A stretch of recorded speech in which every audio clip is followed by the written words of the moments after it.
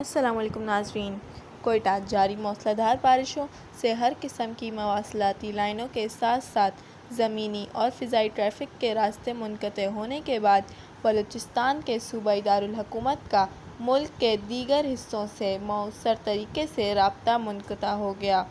شہر میں گزشتہ رات ہونے والی بجلی کے بریک ڈاؤن کی وجہ سے انٹرنیٹ اور موبائل فون سروس بند ہو گئی، جس سے امدادی کارروائیوں میں مشکلات کا سامنا کرنا پڑا۔ کوئٹہ ایئرپورٹ سے آنے اور جانے والی فلائٹ آپریشن بھی معطل کر دیا گیا، جبکہ شہر کو دوسرے حصوں سے ملانے والا ایک اہم ریلوے پل بھی گر گیا۔ پاکستان ریلوے کے ایک اہلکار نے بتایا کہ جمعرات کی صبح بولان ضلع میں مچھ کے علاقے کے قریب پل گر گیا، جس سے افغانستان، ایران اور ترکی کے ساتھ تجارت بھی معطل ہو گئی۔ حکام نے اس پل کی مرمت کے لیے کوششیں شروع کر دی ہیں، جسے انگریزوں نے 1885 میں تعمیر کیا تھا، جبکہ شہری انتظامیہ نے شہر میں سیلاب کی وارننگ جاری کرتے ہوئے لوگوں کو ہنگامی نمبر 0336818679 اور 0336118738 پر ضرورت پڑنے پر رابطے کرنے کی ہدایت کی ہے۔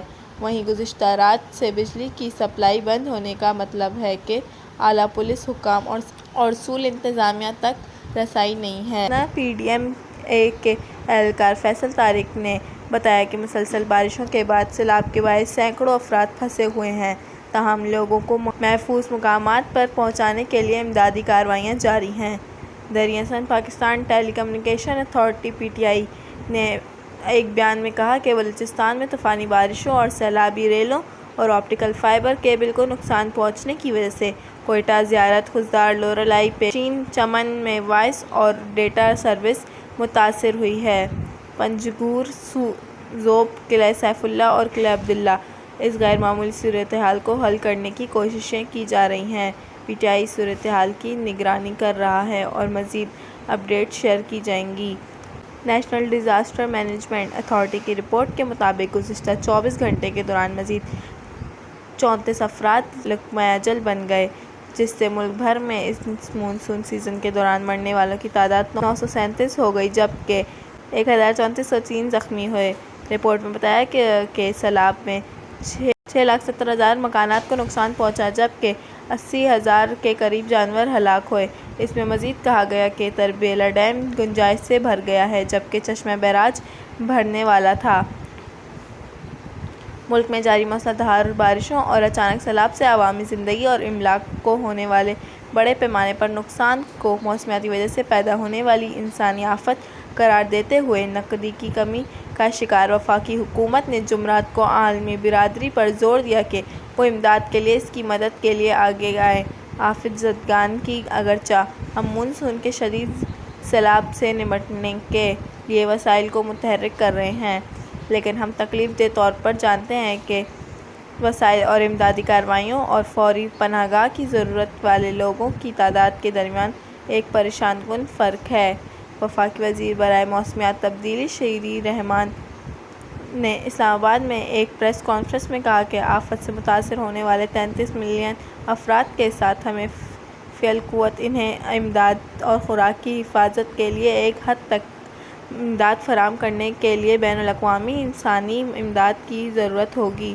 انہوں نے کہا کہ این ڈی ایم اے وفاقی حکومت کے ساتھ ضرورتوں کا جائزہ لے رہی ہے، جو اس آفت پر انسانی ہمدردی کی بنیاد پر رد عمل کے لیے اقوام متحدہ کی فلیش اپیل بھیجنے کے لیے کام کر رہی ہے۔ ہماری وفاقی اور صوبائی حکومت کے پاس وسائل ختم ہو رہے ہیں، کیونکہ یہ کسی بھی صوبے یا ریاست کی صلاحیت میں نہیں ہے کہ وہ اس طرح کے مہاکاوی تناسب کی تباہی سے اکیلے نمٹ سکے۔ موسم کے ٹھیک ہونے کے بعد ہمیں مواصلات، بنیادی ڈھانچے کی مدد اور فضائی مدد کی بھی ضرورت ہے۔ شیری نے کہا کہ ملک دہائی کی بدترین انسانی آفت سے دوچار ہوا ہے، جس میں بڑے پیمانے پر جان و املاک اور معاش کا نقصان ہوا۔ انہوں نے کہا مجموعی طور پر ہم نے پاکستان اس ماہ اوسط سے 241% زیادہ بارشیں ہوئیں، بلوچستان میں 496%، سندھ میں 784%، گلگت بلتستان میں 172%، پنجاب 56% اور خیبر پختونخوا میں 33% اضافہ ہوا۔ ملک بھر میں آفت سے مرنے والے لوگوں کی تعداد 900 سے زائد ہے۔ وزیر نے کہا کہ پناہ گاہ اور ریلیف کی سخت ضرورت تھی جیسا کہ صوبوں کی طرف سے بتایا گیا تھا، لیکن صورتحال اب بھی بدل رہی ہے اور ہر روز ضروریات کا اندازہ تبدیل ہو رہا ہے کیونکہ بارشیں سیلاب کا باعث بن رہی ہیں۔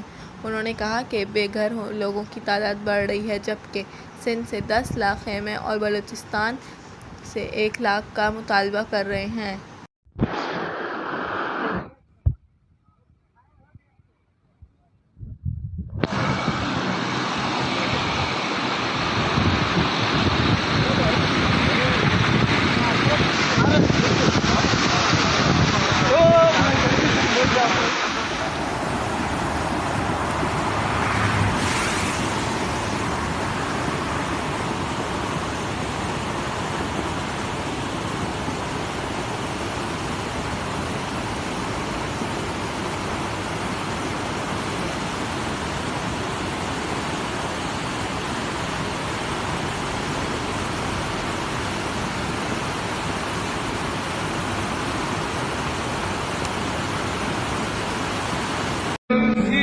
مری میں 100 لوگ برف میں پھنس گئے تو پورا پاکستان ہل گیا۔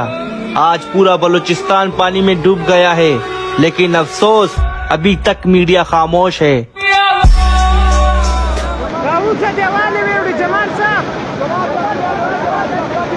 جمال صاحب